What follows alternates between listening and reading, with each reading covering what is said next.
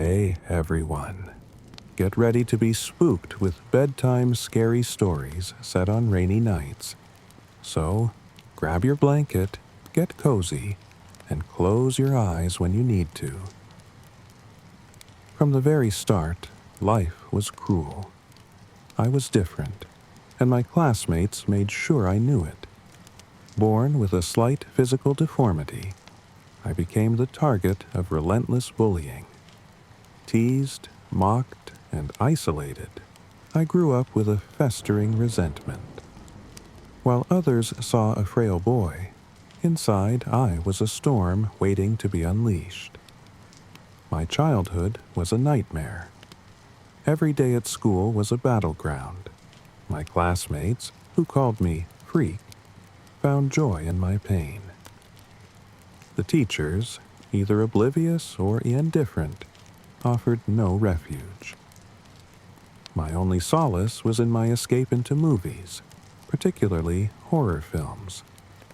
The more I watched, the more I identified with the villains. They were powerful, feared, and most importantly, they always had the last laugh. By the time I turned 25, I had grown into a quiet, unassuming man. On the surface, I appeared to have moved on, but the scars of my past were deep. One night, while watching yet another horror film, inspiration struck. I would become the monster they feared. I would take my revenge, meticulously planned and executed, inspired by the very movies that had once been my escape. I began to craft my plan. Using the knowledge I had gained from years of watching horror films, I set about creating a detailed strategy for my revenge. I tracked down my former tormentors on social media, learning everything about their current lives. The thrill of watching their online personas, so far removed from the cruelty of their past, fueled my desire for vengeance. One by one, I lured them into my web. Greg, the ringleader, was the first. Using a fake business deal, I enticed him to an abandoned warehouse. Samantha, the queen bee, fell for a promise of a lucrative modeling contract. Mark, the jock, was captured after hours at his gym. Each abduction was a masterpiece of manipulation, inspired by the horrors I had seen on screen. I transformed each location into a personal hell for my captives. Greg found himself in a room lined with mirrors, forced to confront his reflection as I subjected him to psychological torture. Samantha was trapped in a soundproofed room where recordings of her own taunts played on a loop. Mark, the fitness fanatic, was strapped to a makeshift operating table in a decrepit farmhouse, his muscles becoming tools of torment. Each scenario was filmed, my face hidden behind a sinister clown mask. I posted the videos on Facebook under the username The Joker, warning others that this was just the beginning. Emily was the 13th target, a girl who had once been my friend, but had turned against me to fit in with the popular crowd. Luring her to the same warehouse, I prepared to film my latest act of revenge. But, unbeknownst to me, Tyler, an old classmate who had grown increasingly disturbed by the Joker's escalating brutality, decided he couldn't stay silent any longer. Tyler, horrified by the latest video, reported the Joker to the police, providing them with the Facebook conversations and hints of my whereabouts. The police, using Tyler's information, managed to trace the Joker's IP address. As I prepared to torture Emily, the warehouse was suddenly surrounded by flashing blue and red lights. The police had found me. Realizing my time was up, I attempted to flee, but there was no escape. I was cornered and arrested, my reign of terror brought to an abrupt end. In the end, I became what I had always feared, a monster. My actions left a trail of devastation and horror, a grim reminder of the destructive power of unchecked pain and resentment. While my former tormentors had been brought to a gruesome end, their fates were a stark warning of what can happen when the seeds of darkness are allowed to grow unchecked.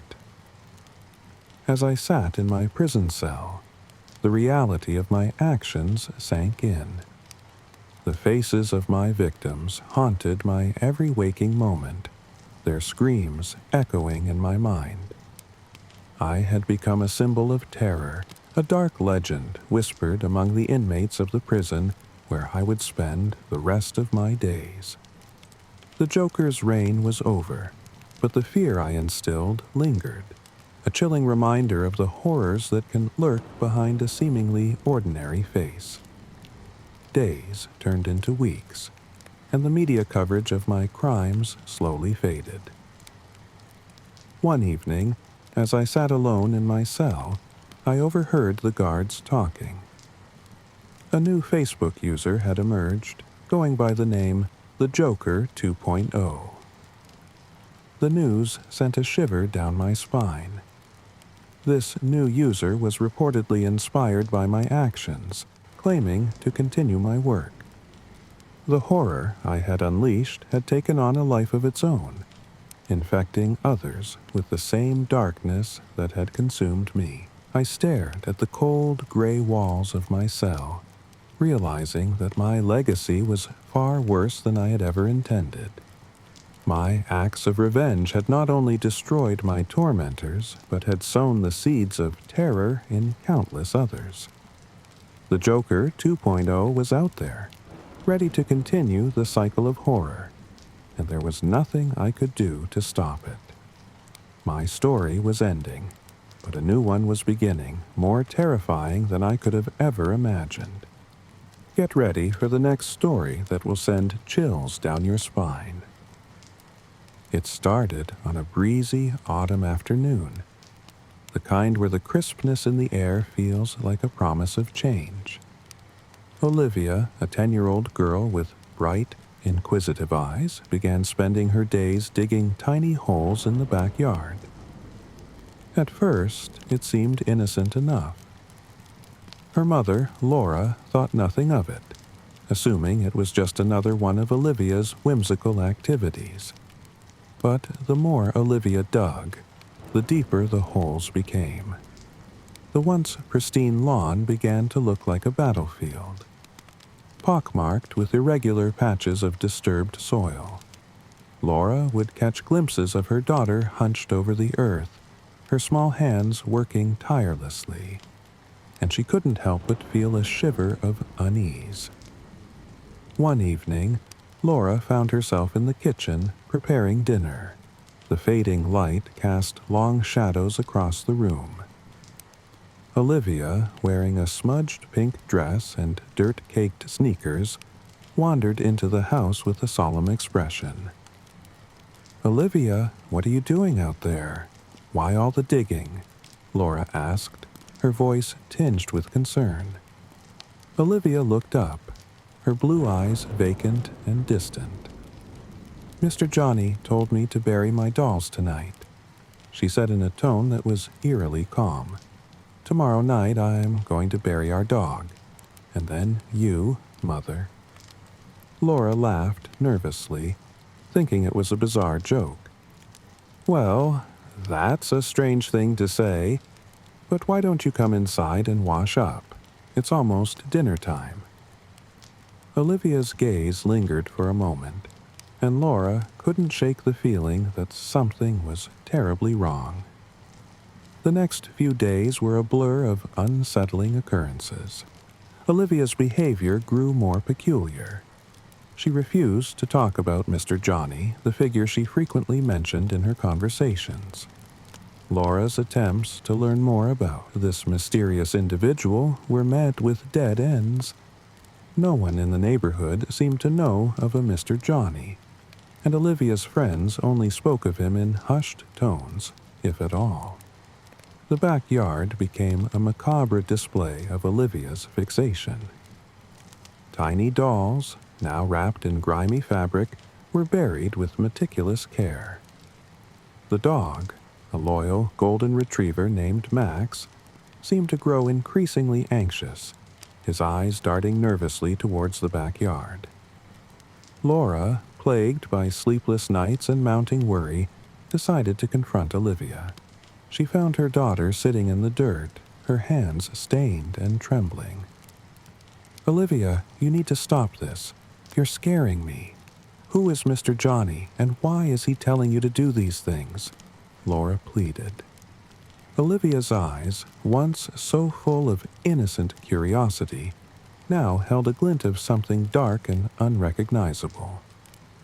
"Mr. Johnny is my friend. He's going to help me with the important task." Despite Laura's attempts to reason with her, Olivia remained adamant.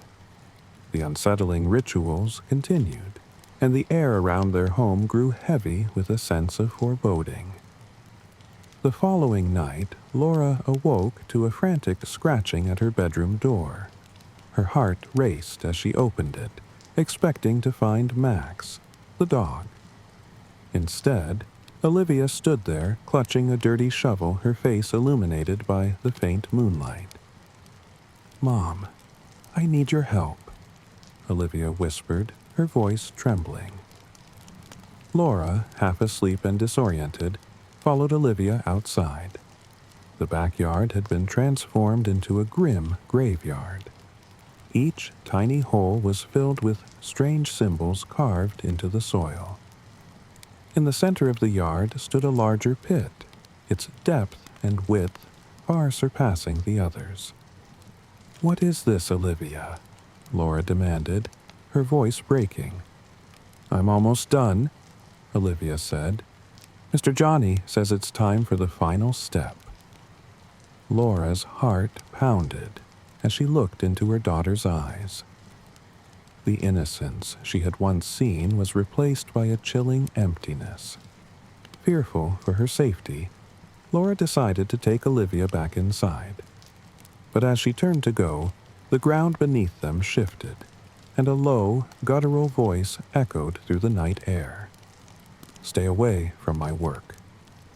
Laura froze, her blood turning cold. The voice seemed to come from the depths of the earth, and as she turned back, she saw shadows coiling around the pit, taking on an almost human form. The figure was indistinct, but unmistakably menacing. "Mr. Johnny?" Laura's voice quivered. The shadowy figure moved closer, its presence cold and suffocating. Olivia remained unmoved, her gaze fixed on the dark shape. "Leave now," the voice commanded, "or become part of the work." Laura's mind raced as she tried to make sense of the situation. The shadows seemed to pulsate with a life of their own, and she realized the horror she was facing. Mr. Johnny was not a mere figment of Olivia's imagination, but an entity of malevolent power. The following day, Laura made a desperate attempt to leave the house with Olivia and Max. As she packed their things, Olivia's voice came from behind her, calm and serene. "Mom, Mr. Johnny says it's time." Before Laura could react, the ground trembled. The backyard pit had expanded, and the shadows seemed to seep into the house. Olivia's voice turned cold and authoritative. "You've disobeyed Mr. Johnny. Now you must stay." Laura's attempts to escape were futile. The shadowy figure surrounded her, its tendrils pulling her back toward the pit. Max barked frantically, but the creature was indifferent to the dog's pleas. In a final act of desperation, Laura tried to reason with Olivia. "Please, Olivia, you don't understand. This isn't right. We need to leave." But Olivia's eyes, devoid of emotion, remained fixed on the pit. "Mr. Johnny's work is almost complete. Laura felt herself being drawn toward the edge of the pit. The shadows enveloped her, and she could feel the icy grip of Mr. Johnny's presence. The earth seemed to churn beneath her, and with a final, heart-wrenching scream, Laura was swallowed by the darkness. As the sun rose, the backyard was eerily quiet. The pit had been filled, and the shadows had receded. Olivia, now alone, stood in the center of the yard, her face expressionless. Max lay beside her, his eyes sad and resigned. Laura's disappearance was reported, and the backyard was excavated, but no evidence was found. The authorities could only speculate about what had happened, and the case remained unsolved. In the years that followed, the house was abandoned, and the yard remained undisturbed.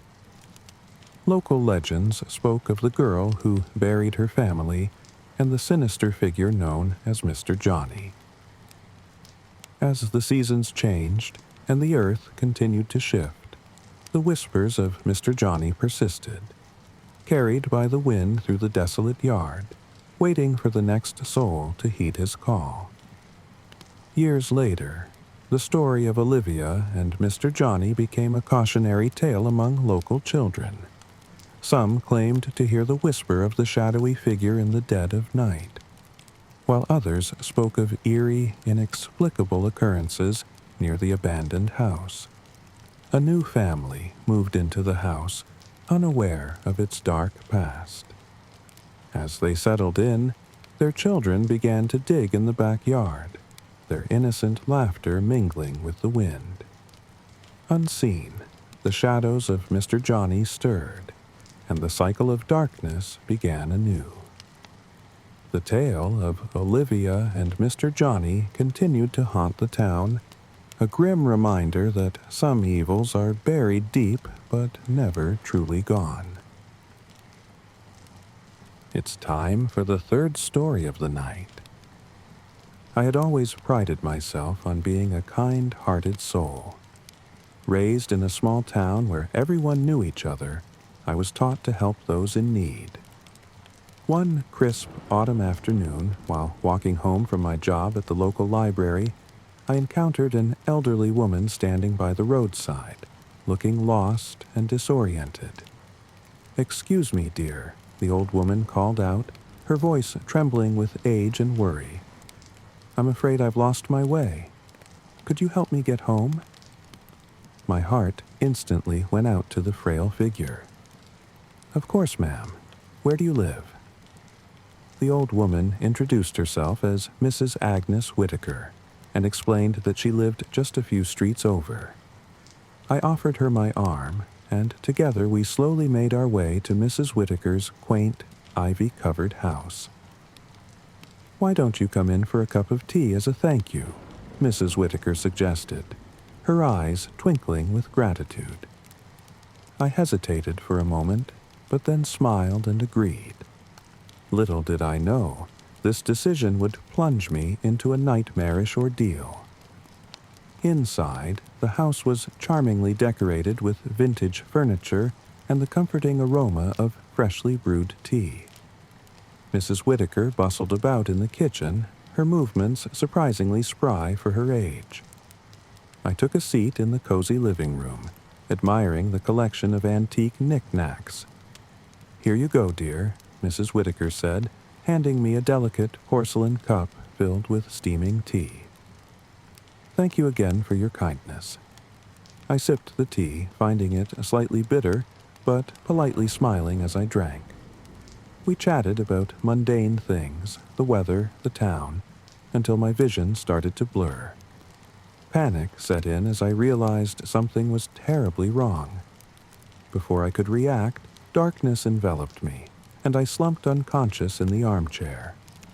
When I awoke, I found myself in a dimly lit basement, the cold, concrete floor sending shivers through my body. My wrists and ankles were shackled, the chains restricting my movements. Disoriented and terrified, I looked around and saw another young woman, similarly bound, stirring awake nearby. "Where are we?" she groaned, her voice weak with fear. "I don't know," I replied, trying to keep my own fear in check. "I'm Samantha. Who are you?" "Emily," the woman answered. "I was just walking home, and now, this." The sound of creaking footsteps on the stairs made us both fall silent. Mrs. Whitaker appeared at the top of the stairs, her kindly demeanor replaced by a sinister smile. "Good, you're awake," she said, descending the steps with eerie calmness. "Welcome to my home." Emily and I struggled against our chains, but it was no use. Mrs. Whitaker watched us with a cold, calculating gaze. "I need you to build something for me," she said, her voice devoid of emotion. She gestured to a pile of wooden boards, nails, and tools in the corner of the basement. "You're going to build your own coffins. If you refuse, you'll suffer." We exchanged horrified glances. "We won't do it," I said defiantly. Mrs. Whitaker's eyes narrowed. Without a word, she produced a thin rod and struck me across the back, causing me to cry out in pain. Emily screamed, tears streaming down her face. "You will do as I say," Mrs. Whitaker hissed, her voice icy, "or this will be the least of your suffering." Defeated and broken, Emily and I began to work on the coffins, our hands shaking with fear and pain. The basement echoed with the sound of hammers and saws, a grim reminder of our impending fate. Days passed, and we grew weaker, our spirits nearly crushed. But my mind worked tirelessly, searching for a way out. I noticed a loose stone in the wall and began to formulate a plan. One night, while Mrs. Whitaker was upstairs, I whispered to Emily, "We have to fight back. There's a loose stone in the wall. We might be able to use it to escape." Emily, though terrified, nodded in agreement.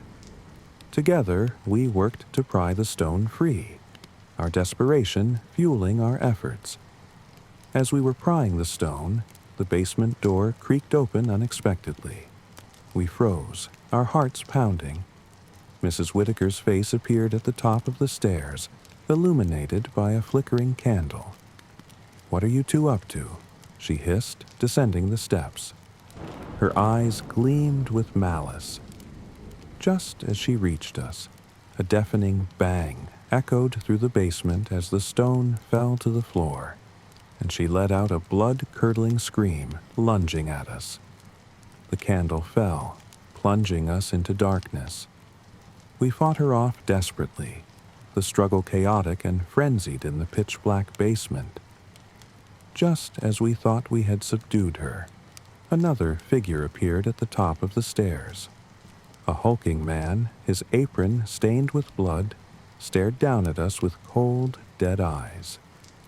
"My mother has always been a bit too soft," he growled, his voice a deep, menacing rumble. "But don't worry, I'll take care of you now."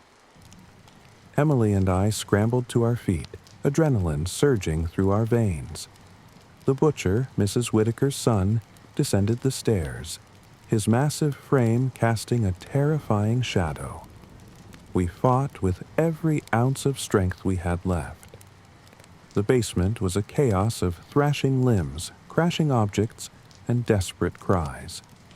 I managed to grab a loose board, swinging it with all my might. The butcher's son staggered but didn't fall. Emily found a rusted nail and drove it into his leg. He roared in pain, giving us a brief moment of advantage. We ran towards the stairs, but Mrs. Whitaker grabbed Emily's ankle, yanking her back down. I turned, my heart pounding, and swung the board again, hitting Mrs. Whitaker. She crumpled, giving Emily the chance to escape her grip. We bolted up the stairs, slamming the door behind us. We barricaded the door with a heavy dresser, our breaths coming in ragged gasps. The butcher pounded on the door, his strength threatening to break through. "We have to find a way out," Emily panted, her eyes wide with fear. I spotted a window and rushed to it, prying it open with trembling hands. "Come on, Emily, we have to go now." Emily climbed through first, and I followed, just as the butcher broke through the door. We tumbled out into the night, the cold air stinging our lungs. We ran through the woods, branches scratching our skin, our breath visible in the chill night air. We could hear the butcher crashing through the underbrush behind us, his roars echoing through the trees. In the distance, we saw the faint glow of a farmhouse. We sprinted towards it, hope driving us forward. The butcher was gaining on us, his heavy footsteps growing louder. Just as we reached the farmhouse, I tripped, falling hard to the ground. Emily turned back, her face a mask of terror and determination. She helped me up and we stumbled into the farmhouse, slamming the door shut behind us. Inside, the farmhouse was eerily quiet. We found a phone and called the police, our voices trembling as we explained our ordeal. The butcher's pounding on the door grew more frantic, but the farmhouse was sturdy, the door holding firm. The police arrived quickly, their lights flashing through the night. The butcher was apprehended, his face twisted in rage as they led him away. Mrs. Whitaker was found in the basement, unconscious but alive, and was taken into custody. Emily and I were taken to the hospital, our injuries treated and our statements taken. The town was in shock, the true horror of the Whitaker family unveiled. Our ordeal left deep scars, both physical and emotional. But in the aftermath, Emily and I formed an unbreakable bond, supporting each other through the long process of healing. We became advocates for safety and awareness, ensuring that Mrs. Whitaker's evil would never be forgotten. Ravenswood, once a quiet and trusting town, became a place of vigilance and care, its residents forever changed by the horrors that had lurked within their midst. And I, though haunted by the memories of the basement, found strength in knowing that I had survived, and that I would never again be taken by surprise. Months later, as I was settling into a new apartment, trying to rebuild my life, I received a package with no return address. Inside was a small, ornate box. Hesitant, I opened it to find a delicate porcelain teacup, the same one from Mrs. Whitaker's house. My blood ran cold as a chilling whisper echoed through the room. "We're not finished yet, dear." Now, let's dive into the fourth creepy story. My sister Sarah always spoke about the monster in her closet. I dismissed it as a child's imagination. Sarah was 8, with curly blonde hair and wide, innocent eyes that shimmered with curiosity and a hint of fear whenever she talked about the creature. "Ellie," she would whisper to me at night, clutching her stuffed bunny, "the monster talks to me. It says it lives in the dark, waiting." I'd smile and ruffle her hair. "There's no monster, Sarah. Just your clothes and toys. Go to sleep." But the whispers grew more persistent.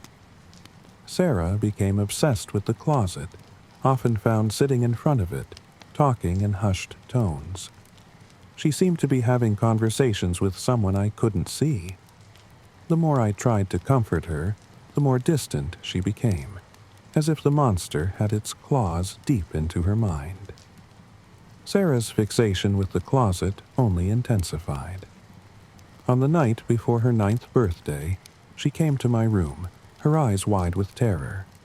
"Ellie, tomorrow's my birthday," she said, her voice trembling. "The monster said it will come out. It promised." I hugged her tightly, feeling the cold sweat on her skin. "It's just a nightmare, Sarah. I'll stay with you tonight. Nothing will happen." That night, we slept in the Sam bed, her tiny body curled against mine, But my sleep was restless, filled with unsettling dreams of shadows creeping from the closet, whispers filling the air. The morning of Sarah's birthday dawned gray and gloomy, the weather matching the unease that had settled in our house. Sarah's usual excitement for her special day was replaced by a quiet dread. I tried to cheer her up, decorating the living room with balloons and streamers, but she barely smiled. As the day wore on, I couldn't shake the feeling that something was terribly wrong. Sarah avoided her room entirely, her eyes constantly darting to the hallway that led to it. That evening, after the cake was eaten and the presents were opened, Sarah clung to my side. "Ellie, promise you won't leave me alone tonight," she pleaded. I squeezed her hand. "I promise, Sarah." Night fell, and with it came an oppressive silence. Sarah and I huddled together on her bed, the room bathed in the soft glow of a nightlight. Every creak of the house, every rustle of the wind outside, set my nerves on edge. Just after midnight, the air grew colder. Sarah's grip on my hand tightened. The closet door, which we had firmly shut, began to creak open slowly. My heart pounded as I stared at the widening gap, a dark void that seemed to suck the light from the room. From within the darkness, a pair of eyes glowed, reflecting the nightlight's feeble glow.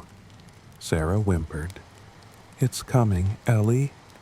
A figure emerged, its form shifting and shadowy. It was tall, its limbs too long and thin, its face a grotesque mask of darkness with those gleaming eyes. The monster stepped into the room, its presence suffocating. "Happy birthday, Sarah," it hissed, its voice a raspy whisper that seemed to echo from the depths of the closet. I stood frozen, my body paralyzed with fear as the monster loomed closer. Sarah's grip tightened further, her small body trembling. The monster's eyes never left her, its gaze filled with an unnatural hunger. "Who are you?" I managed to choke out, my voice barely above a whisper. The monster's eyes flicked towards me, and for a moment, I felt its cold, invasive presence in my mind. "I am the guardian of the dark," it whispered, "and Sarah is mine." "No!" I shouted, finding my courage. "You can't have her!" The monster's form flickered, growing more solid and terrifying. "You cannot stop what is meant to be." Sarah, to my horror, stepped forward, her eyes glazed. "Ellie, I have to go with him." I grabbed her arm, pulling her back. "No, Sarah, stay with me." But Sarah's eyes were fixed on the monster. "He promised he wouldn't hurt you if I went willingly." The monster extended a long, bony hand. "Come, Sarah, your place is with me now." Desperation surged through me. I wasn't going to let this thing take my sister. I reached for the nightstand, grabbing the lamp and hurling it at the monster. It passed through its form, shattering against the wall, but the creature didn't even flinch. "Ellie, stop!" Sarah cried, tears streaming down her face. "He'll hurt you!" I ignored her, pulling her behind me. "You can't have her!" I shouted, my voice breaking. The monster's eyes glowed brighter. "You cannot change destiny." As the creature advanced, I felt an overwhelming force pushing against me. The room seemed to darken, the walls closing in. Sarah screamed, and I clung to her, refusing to let go. In a last, desperate attempt, I pulled Sarah towards the door. But the monster's reach was too fast. It grabbed Sarah, and a cold, sharp pain shot through my arm where its hand brushed against me. "No!" I screamed, pulling with all my strength. The monster's grip tightened and Sarah's eyes filled with sorrow. "I'm sorry, Ellie." With a final, wrenching pull, the monster yanked Sarah from my grasp. She disappeared into the closet, and the door slammed shut with a deafening finality. I pounded on the door, tears blurring my vision. "Sarah! No! Come back!" The silence that followed was suffocating. I collapsed to the floor, sobbing uncontrollably. My sister, my Sarah, was gone. The days that followed were a blur of grief and confusion. Sarah was declared missing, and the police searched tirelessly, but there was no trace of her. The closet in her room remained closed, an ominous reminder of that night. Weeks later, on what would have been Sarah's next birthday, I found a note slipped under my bedroom door. It was written in Sarah's handwriting. "Dear Ellie, I am with Mr. Guardian now. He says I have to stay here, but he won't hurt you. Please don't be sad. I will always love you. Love, Sarah." The note chilled me to the bone. My sister was trapped somewhere with a monster, and there was nothing I could do. Months turned into years, and the memory of that night haunted me. But the worst part was the whispers I began to hear in the dark. Voices of other children calling out for help. One night, as I lay in bed, I heard the closet door creak open again. A chill ran down my spine. I turned, and there, standing in the doorway, was a new figure, smaller and younger, with eyes just like Sarah's. "Ellie," it whispered, "Mr. Guardian has chosen another. It's your turn." The terror that filled me was indescribable. The cycle of darkness had begun anew.